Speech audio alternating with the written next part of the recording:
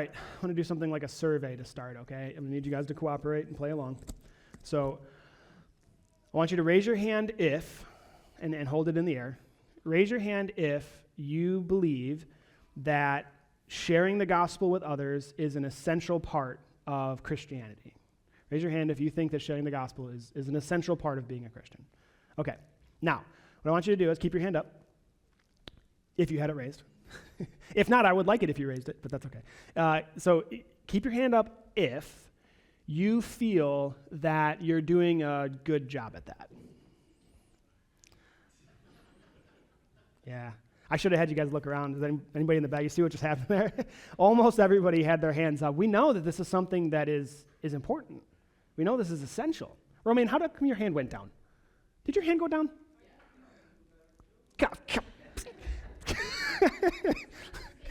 I know you are the goal. You're what we're trying to be like, Romaine. But that's the humility that we should all have too, right? So anyways, if you don't know, Romaine, if you ever wondered what the gift of evangelism looks like, it's Romaine total.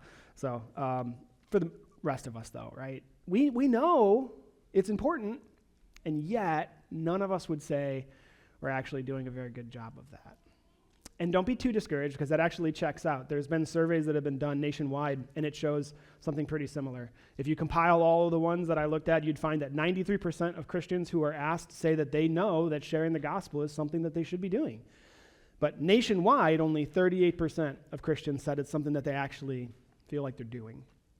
Now, I would say, if you were to do a survey just in this area, I bet it's going to look a lot more like what it just did in our church. Our area in particular, I'm talking like Western New York area, is a incredibly difficult place to try and do ministry. It's a very difficult place to try and be evangelistic. There's reasons for that. There's a history here that most of us don't even know about.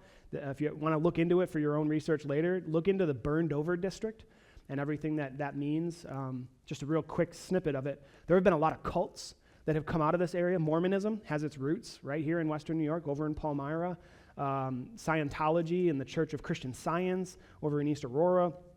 And then you get even just within Christianity, there have been major revivals and stuff that have swept through this area. The Charles Finney revival starting out in Rochester was huge. It's actually a reason why there's so many churches that have been planted in this area. So what all of that produces is essentially sort of an unspoken spiritual burnout in our area. People just don't want to hear about it.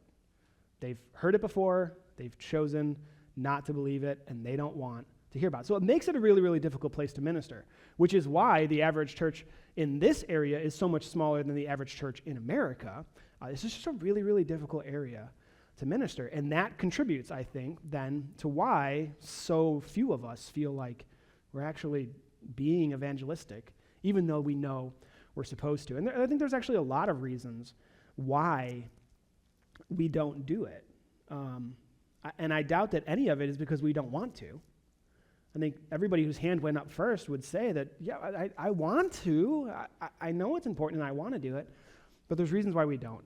And one of those reasons, probably the biggest reason, is just fear. Just fear. Fear of failure. Doing a bad job of it. What if I'm trying to share the gospel and my tongue gets in the way, my mouth gets in the way, and I mess it all up? And then because I do such a bad job, now I've messed up this person's salvation opportunity and stuff, right? And it sounds crazy, but that can go through your head. You could be like, what if I do such a bad job? I actually mess up this person's opportunity to be saved because I do such a bad job of presenting the gospel. So there's fear of failure, a lot of fear of rejection. Most of us would probably be most comfortable sharing the gospel with people that we know, and with that comes an inherent risk. What if they get really upset at the fact that I share it?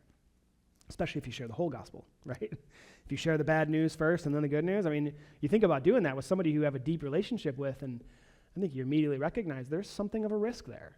And so we have that fear of rejection. And then you couple that with a fear of failure, and it paralyzes us. Because what if the reason why they reject the message is because I did such a bad job, and because I did such a bad job presenting it, now they're going to reject me, and this relationship is shot, and now I've lost any opportunity down the road to be able to share the gospel with this person. Maybe this just isn't the right time, and all these things go into our mind to kind of paralyze us and keep us from doing what we all admit we know we really wish we were doing more of. There's also a lot of social pressure not to. This is true in the United States. It's definitely true in our area. There's a lot of social pressure not to share the gospel at family events. Right? There's a couple things you don't talk about: politics, football, and religion. Right? It's pretty true in our area. Unless you're a Bills fan, you can talk about that all you want. But if you're not, then just keep that to yourself. But when it comes to the gospel, there's a lot of social pressure not to.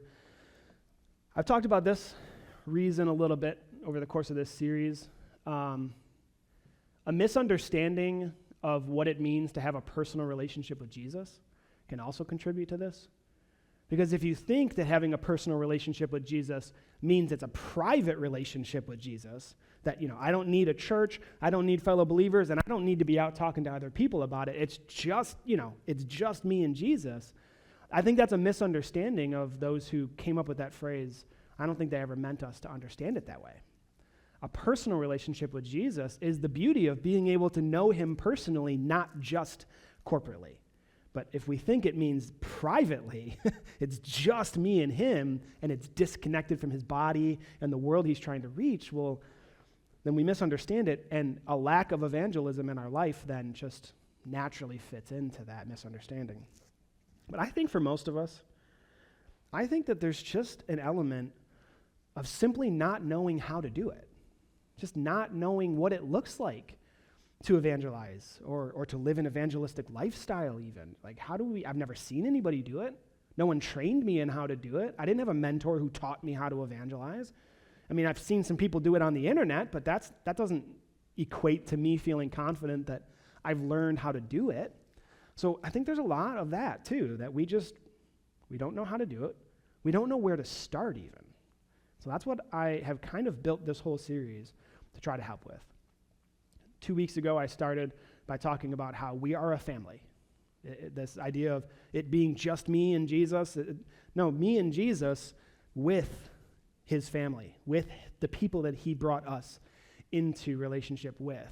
He brought us into relationship with himself and then with his family. And so we are deeply connected to one another.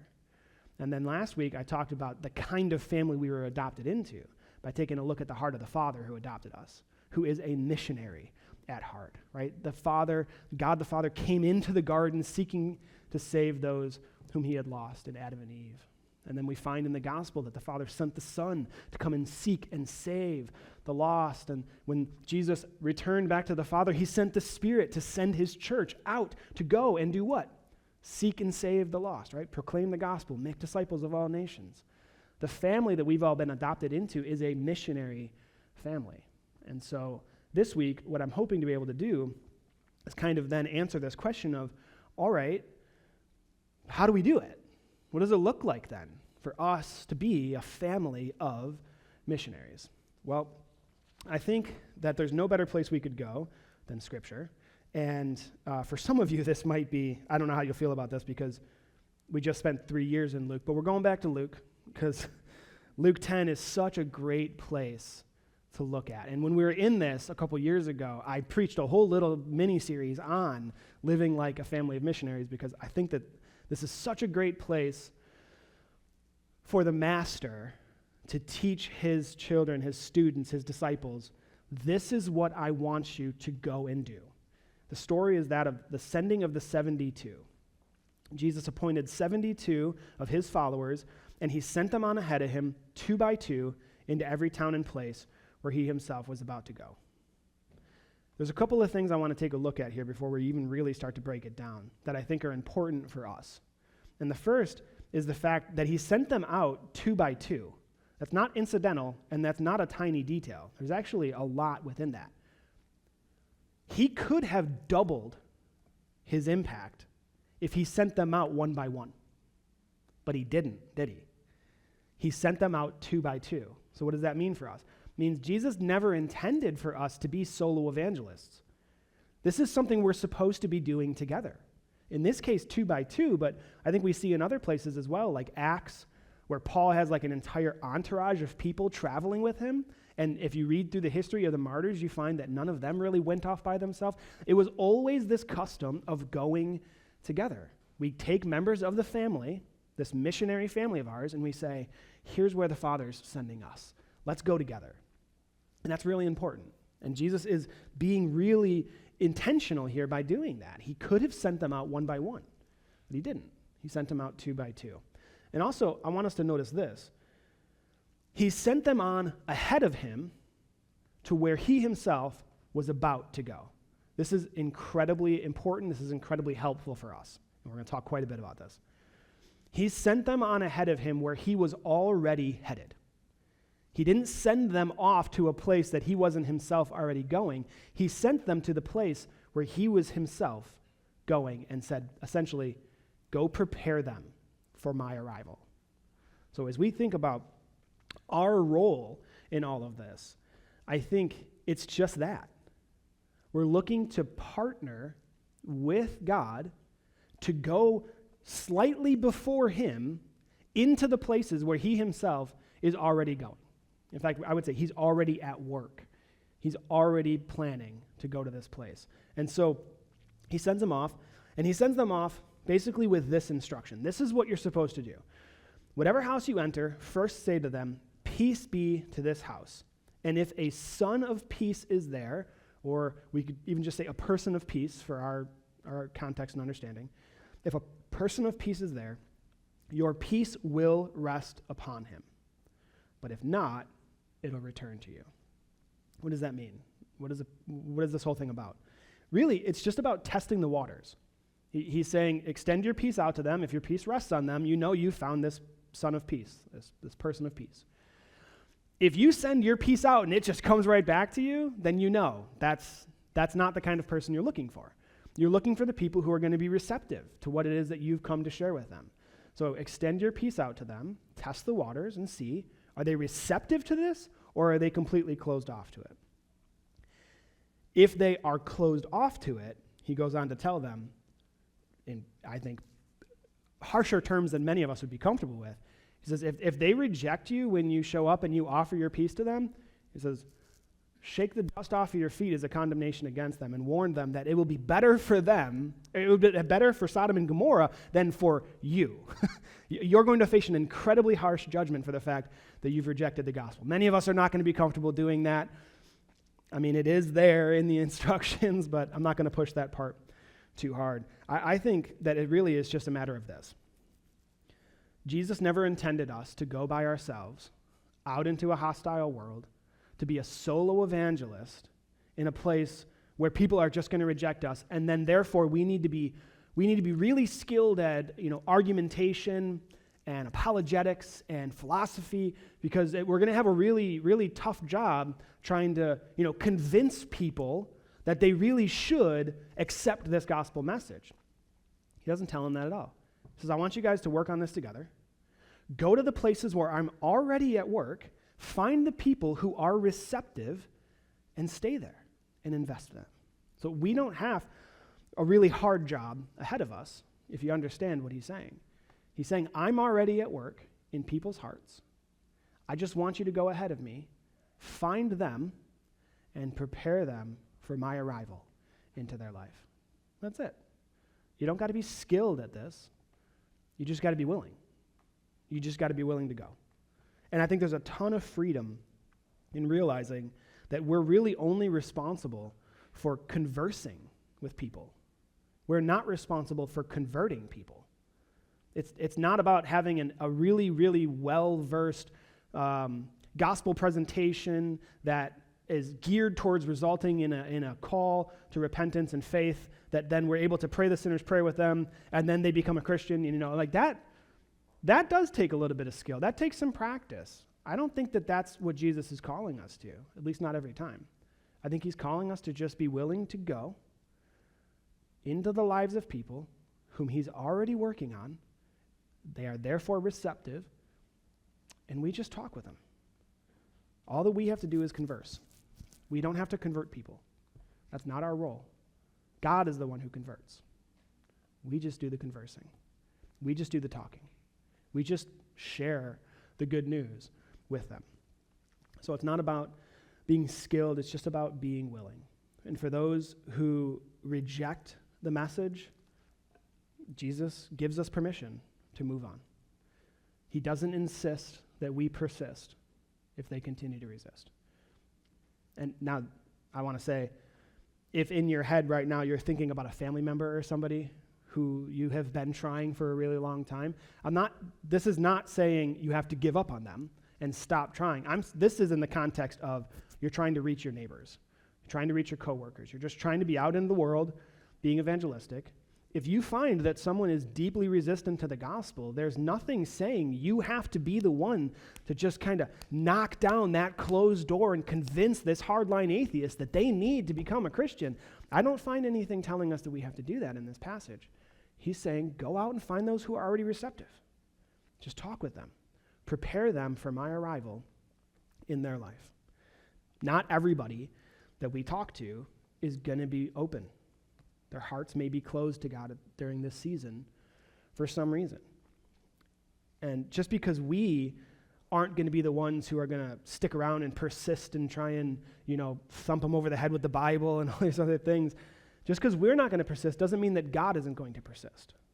He's giving us permission to give him time to work on their hearts so that hopefully over time they will be more open. They will be more receptive. Maybe to you, or maybe to the next missionary that God sends their way. We don't have to go out and get into arguments with people on the street. We don't have to carry pickets and bullhorns and scream at people. We get to just go out and find people whom God is already opening up their heart and say, let me talk to you about this God who you don't know yet. Let me talk to you about that. God doesn't insist that we persist when they resist. And that doesn't mean that God won't persist. So we can just move on and pray that God would open up that person's heart. We aren't called to knock down closed doors. Just look for the ones that God is already opening. And he is. He is opening up hearts around you. You got to believe that. You got to believe that he is already at work in people who do not yet name him as Lord. Do you believe that? There's this beautiful chain of redemption in Romans 8, and it's an unbreakable chain. He's already predestined those whom he is going to conform to the image of his Son, and those whom he predestined, he also called. And those whom he called, he also justified. And those who he justified, he also glorified. Now, if you follow that process, you come to realize there are people whom he is calling that he is not yet justified. He is calling people to himself that are not yet saved. And I know that's true because that was my story. Many of you guys know I wasn't always a Christian. I wasn't saved until my mid to late 20s, and I was living the lifestyle that you hope none of your kids or grandkids ever live. I was living a lifestyle of debauchery, just filled with sin, and all of a sudden something started to change. Long before I ever bowed the knee to Jesus and called him Lord, something within me started to change. There was something deep within me that was being pulled towards something I didn't even understand yet. I didn't even know what was happening. I just knew something was different. I didn't find pleasure in the things I used to find pleasure in. I was longing for something that I didn't even know what to put a name to yet. I was just being called. And now I know, there's actually a Bible verse about that. It says, deep calls to deep. That the deep heart of God was calling something from deep within me that I couldn't even understand. I was being called long before I was ever justified. How many of you, is that your story too? You sensed God was active in your heart before you ever called him Lord, before you ever bowed the knee, before you were ever somebody who could say, I believe I have eternal life now. He calls those whom he has predestined, and those whom he predestined and calls, he justifies. And those he justifies, he glorifies. It's an unbreakable chain. And so there are people in your neighborhood, in your workplace, in your school. There are people who God is calling to himself. He's already began to crack open that heart of stone, and they're beginning to be receptive to the things of God. All they need is someone who loves them enough to come and open their mouth and share the good news that they've been predestined to hear. That's all they need. They need some beautiful feet to come and carry this gospel of good news to them. That means that for that person, When you show up into their life, it's like an answer to a prayer they didn't even know they'd prayed. It's like meeting a brother or sister that they never even knew that they were looking for. It's a beautiful moment. They're not angry at you. They're not bitter. When you find this person of peace, as described in Luke 10, they welcome you into their life. They welcome you. Now, that doesn't sound hard. That doesn't sound scary. That doesn't sound intimidating. That means I'm just out there looking for somebody whom God has already prepared for me to go and meet. You guys familiar with the story of Saul? The killer of Christians? The guy who was tormenting the early church, persecuting them, chasing them down, dragging them out of houses and prayer meetings so he could take them to jail. Saul has this encounter with Jesus on the road to Damascus, and he's blinded, and he goes to stay in this house, and then God meets with this other guy, Ananias, and he says, I want you to go and talk to Saul. Now, Ananias is right to be scared, because he's heard about Saul. And I'll tell you what, if Ananias had just on his own decided, I think I'm going to fix this Saul guy. I think I'm going to find him, and I'm going to have a conversation with him. I bet you that would have went a lot differently than when he just simply had God's permission to go and talk to him once God had already begun to crack that stony heart open. Saul was now ready to receive it. Those are the people that God is sending us out to. Jesus is already on his way into their life, and something within them knows it. They're open. We just got to go find those people and talk with them. Share the good news with them. Be those beautiful feet that carry this wonderful message to them. And so that's really it. That's pretty much like step one in us becoming an evangelistic people, is just start to get out there. Start to get outside of your Christian bubble. Start to go knock on some neighbors' doors. Take them a plate of cookie. Get to know people that maybe you don't know. Start to have some conversations with people that maybe you have a small relationship with. We're just trying to discern who are these people of peace that are around us, that God has already sent us as a missionary to reach. I didn't plan on talking about this, and I'll be brief, but there's a book I'm going to recommend that talks about this. How many of you, we'll do another survey. We started with one. I'll do another one. How many of you, by show of hands, believe that you're probably, at least, the only Christian who lives in your immediate neighborhood? How many of you are probably the only Christian on your block? Nobody? You guys are surrounded by, you guys? Okay. Oh, well, that did not go the way I planned. A lot of times when I ask that question, people are like, yeah, I don't really know many other Christians who live on my street. So, great. Guess what? You've got partners on your block. Those fellow Christians who maybe go to another church, those are still your brothers and sisters. We're still part of the same family. You can partner with them in trying to reach your neighborhood. A lot of people, though, I think are very strategically placed in their neighborhood, in their workplace, in their school, in their friend group. A lot of times we're the only Christian. And I think that's pretty strategic on God's part. It's almost as if he's sent us as a missionary into this place. Almost like we get to live like missionaries right where he's already planted us. We get to do here, where we already are, what missionaries get to do wherever they get sent to. If we recognize that we're missionaries who've already been sent to where we are, then it's just a matter of living that way. And doing this kind of stuff is exactly what they do in Bulgaria, wherever it is that they go. This is what missionaries do. They just go out and they try and find people whom God is already at work, and we work with them. And that's step two then. If step one is find the people of peace, step two is invest in them. We want to be scattering the seed broadly, but then investing deeply wherever it takes root. So when you find one of these people of peace, you invest deeply. And this is where biblical hospitality comes in. This is what you see Jesus saying in Luke 10. Now, because these guys are traveling away from their home, the hospitality is one that they're on the receiving end of. But for us, this is where I think hospitality comes in. And honestly, this should be easier for us than it probably will be, because hospitality is something we're supposed to be doing anyways. Many, many verses, like 1 Peter 4 and Romans 12, tell us point blank, show hospitality. I mean, it's in the form of a command. Show hospitality. Peter and Paul here, they're talking about to fellow believers, and I think that is probably the biblical standard. First and foremost, we should be opening up our homes and opening up our lives to fellow believers. We need to be in one another's homes. That's the layout in Acts 2 when the early church started. They'd all go to temple together, and then day by day, they'd be in each other's homes breaking bread. And that pattern is one that we should be modeling. But not just for fellow Christians, because Hebrews 13 actually gives us the picture of being hospitable to people who are outside the family of God, too.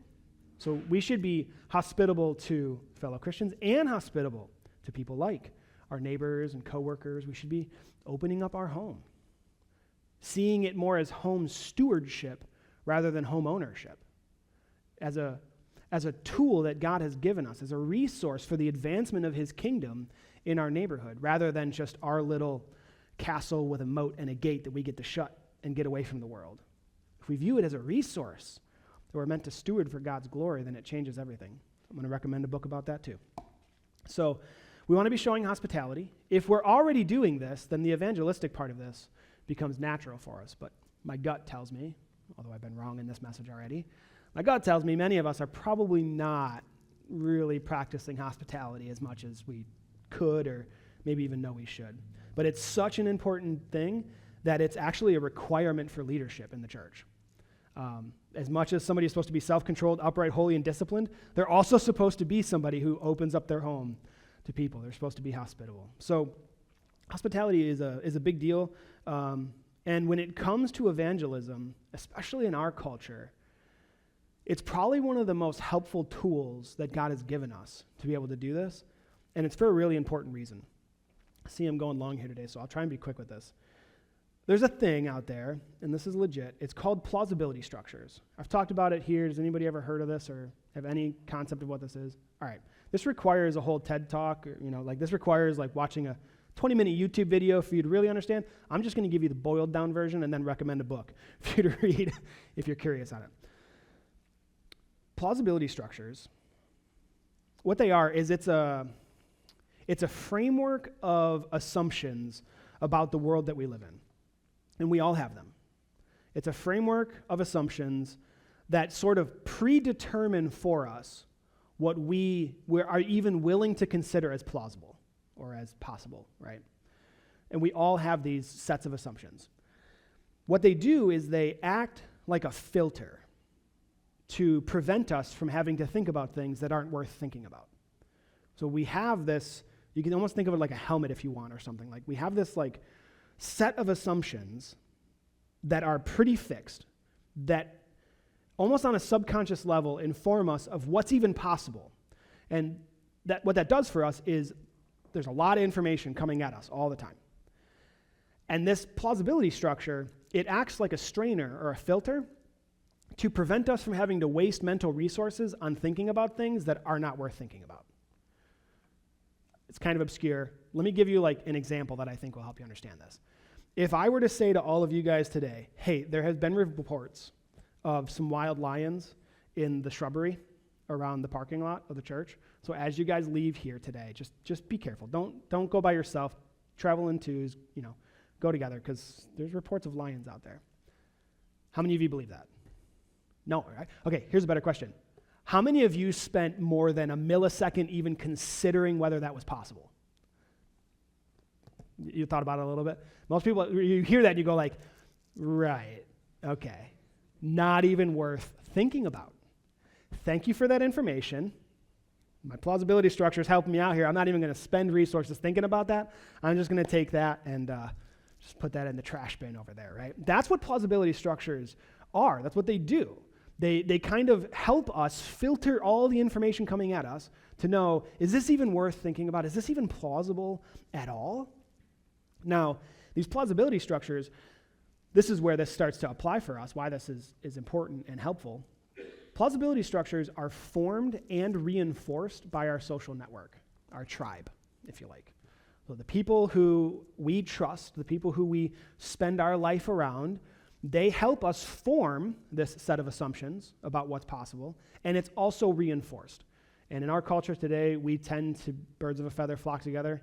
Well, it's even more than that, because if you have a slightly different feather pattern than me, I don't want to hang out with you. And I'll hang out with you until I realize that you think differently than me about this thing. And now I don't really, oh, you're a Democrat? No, thanks. Oh, you're pro Second Amendment?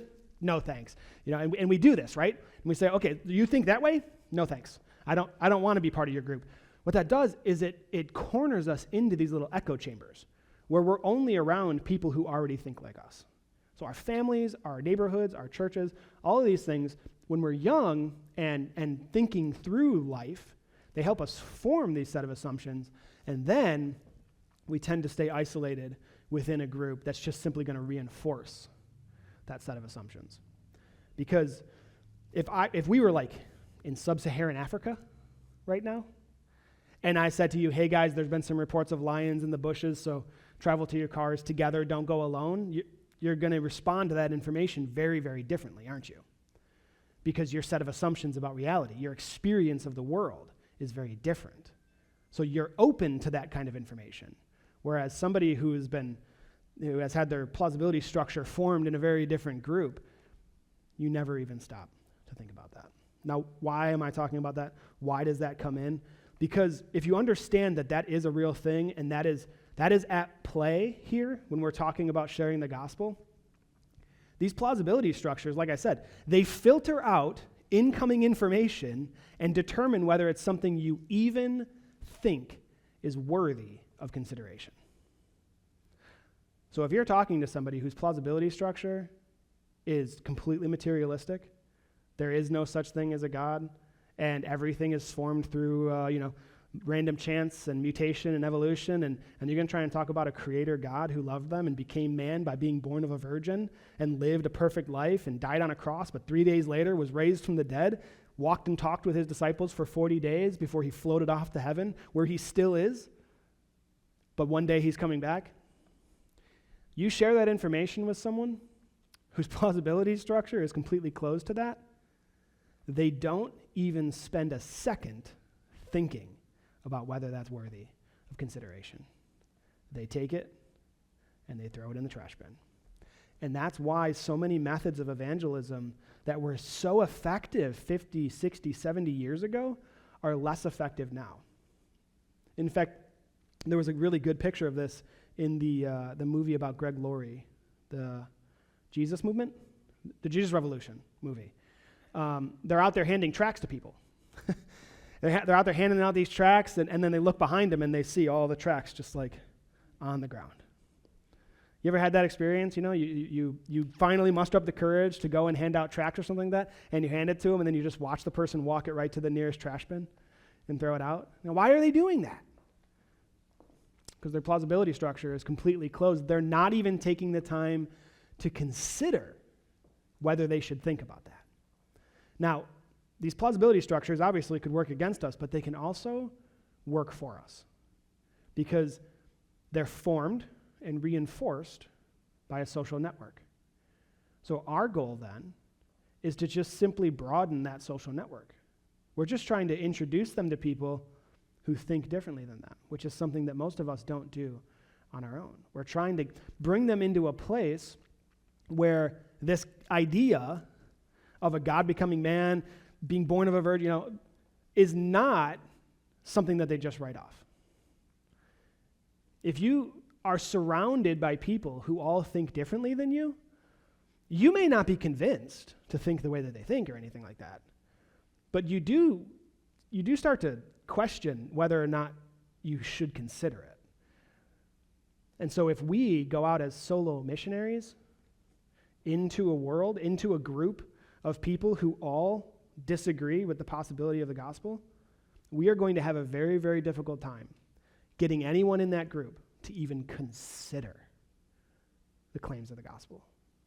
But inversely, if we bring someone who seems to us is already kind of open to this, but maybe still wrestling through some of the things that their plausibility structure is causing them to have problems with, if we bring that person into a group of fellow Christians, all of a sudden, they're the only person in the group who doesn't think this way. And I'm not saying that that's how you change people's minds, but what it does is it begins to open up a person's plausibility structure. It begins to get them to question why it is that they feel so confident in denying these claims when all of these people who seem mostly normal and pretty rational, how it is that they all seem to believe that this is true, right? And it works. I know it seems kind of obscure, maybe like scientific or something like that, but on the streets, like this really works. If you are going to go into a group of atheists and try and convince that group is just going to reinforce for each other this idea that that's stupid, don't even talk to me about it.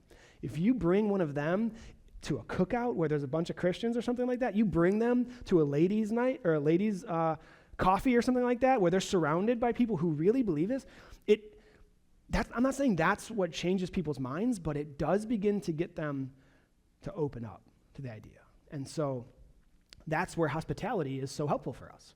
If we are practicing biblical hospitality, then we have the perfect venue to be able to invite these people of peace who we find to come and interact with some of God's children so that we can reflect for them what the heart of the Father is really like, and they can see that normal, ordinary people truly believe the truth of the gospel. And so I'm taking the next 8 weeks off of preaching, so this feels a little bit like I'm the teacher right at the brink of summer break. And like a really bad teacher, I'm going to give all you guys homework for the summer. I know you guys, wow, please try not to be so excited. I'm going to give you guys some homework for the summer, okay? It's probably not as bad as it sounds. What I want us to do, and us, I'm including me in this, okay? Me and my wife, we're already talking about how we're going to do this. Here's the homework. I want each and every one of us to practice hospitality this summer. No, sounds horrible. All right, I want you to host meals, maybe have some barbecues, some cookouts. Could it get any worse than that? Having to cook food and eat it with people. How horrible. So I want you to host some meals, some barbecues, some cookouts, and invite some members of the church family. That's it. That's pretty much it. If you do that, you'll get an A for your summer coursework, okay? Host a meal, invite some families. If we're not already in the habit of practicing biblical hospitality, that's where we have to start, okay? There's a long road ahead of us if we're going to become the highly evangelistic church that I know God has designed us to be. So we've just got to start to take some of the baby steps that we've got to take to get there. And I think this is a great way to do it. If you are not already in the habit of having pool parties and barbecues and all that other stuff, then this is where we need to start. Just try and host one event this year. Invite some members of the church family. And if you want a little bit of extra credit here, invite some of your neighbors as well. I put neighbors in air quotes here because I do mean neighbor. Like, I really do mean the people who live next to you on your street. When Jesus said, love your neighbor as yourself, that word means people who live next to you. We want to make it mean anything but that nowadays so that we can drive past all the people that we would prefer not to hang out with and find some people that we like.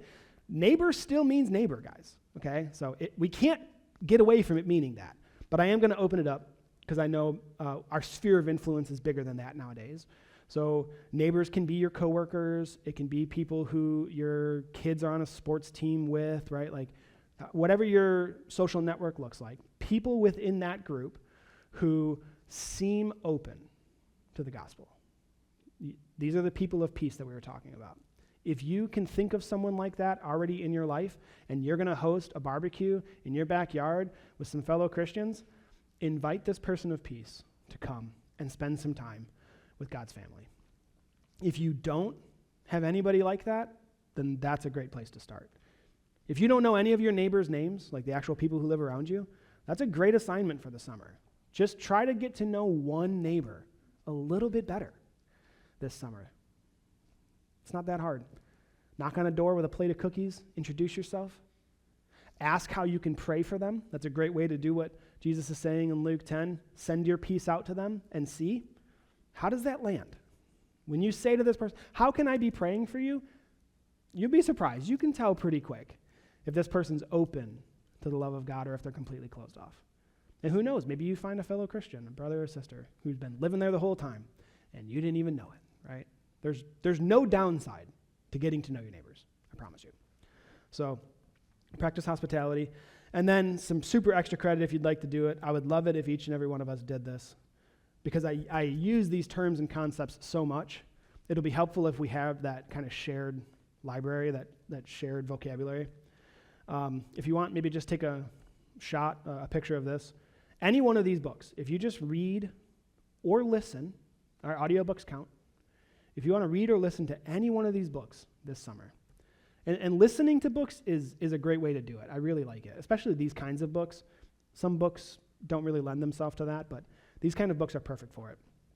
I've talked about every single one of these books in this message. The Art of Neighboring is the concept of like getting to know your actual neighbors and watching the difference it makes. This group of pastors was asked by their city mayor to basically be better neighbors. They were asking him, what can we do to help this city? And he said it would be great if people knew their neighbors more. And they realized, like, wait a second, that's kind of what Jesus told us to do. How crazy that we as pastors are having this secular mayor say to us, it would be good if our people neighbored. So Art of Neighboring is a great book. The Gospel Comes with a House Key is where I really was convicted about this idea that it's about home stewardship rather than home ownership. Rosaria Butterfield wrote an amazing book there. Bless, I've basically taught on this book in the past. If you want a roadmap for evangelism in your neighborhood, Bless is an amazing book. And then, what a great title for a book. How to Talk About Jesus Without Being That Guy. Such a good title. It's such a good book. Sam Chan, he talks about plausibility structures in there. So if you're curious to know a little bit more about that stuff and how it works and how it plays out for us in evangelism, that's a great book. So just try and read, one of those books this year, or just listen to it while you're mowing the lawn, driving to work, going on a road trip. A lot of people listen to podcasts nowadays. Just replace a book with your podcast for a time. That's it. That's your homework. Just host a meal, invite people from the church, invite some people of peace that you might have in your life, and if you're willing, get through one of these books. Now, I don't think that if we do this, we're going to become a highly evangelistic church by the end of the summer. I think it's going to take some time. It's going to take some steps along the way. And you never learn to run before you first learn to walk. And the first steps are often the hardest step to take. I know this because I'm watching my youngest Elijah right now try to get to the point where he's taking his first step. And I, as his father, I'm watching him and I'm going, buddy, you've got everything it takes. You could do this if you just believed in yourself. I know it. You've got the balance. You've got the coordination. You just don't have the confidence yet. You've got this. As his father, I'm lovingly, kind of consistently trying to push him, both literally and figuratively. Just trying to just show him, like, you can do this, buddy. I know you can. You were made to run. You've just got to learn to take this first step. And what's crazy is, as I'm watching Elijah, my 1-year-old, try to learn to dare to take his first step, I'm also having to chase my 2-year-olds around because they're running everywhere, right? And I'm watching this at the same time and looking at those two going, it was not that long ago that you two couldn't walk. I remember wondering if they would ever take their first step. I knew they could do it before they knew they could do it. And now I'm watching them run around like crazy, And that's what I see for Elijah. I know he's not that far off. If he could take this first step, the next thing you know, he's off and running. The first step is often the hardest one to take. And while I don't think that we'll become a highly evangelistic church overnight or over the span of one summer or even 1 year, I do think that we can start by taking some baby steps this summer. Read or listen to one book, host one meal, get to know one neighbor just a little bit better, do something fun with some members of the church family and deepen those relationships. If we do that, we're taking baby steps towards where it is that God is calling us to be. And he, as a good father, is standing over us and saying, I know you can do it.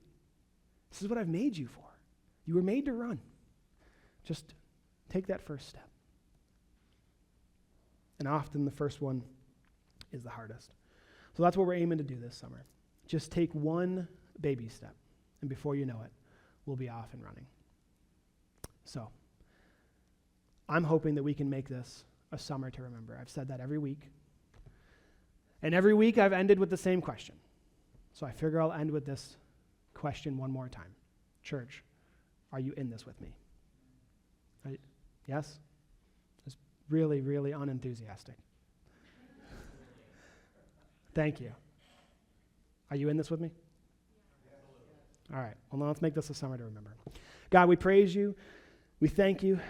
I thank you that over the course of this series, we've been able to see your heart and see your love for a lost world and how thankful each and every one of us are that you are a missionary, because it's only because of you, Father, that we get to know you at all. It's only because you came after us. You called us long before we ever called upon you, and you called us home to yourself. And now you're sending us out as your children to go out into the world, to find those people who you are also calling to yourself, and to get to be those beautiful feet that take the gospel to them. So, Lord, I just pray that you would fill our hearts with love so much that our mouths are filled with the gospel everywhere we go. Grant that wish in Jesus' name. Amen.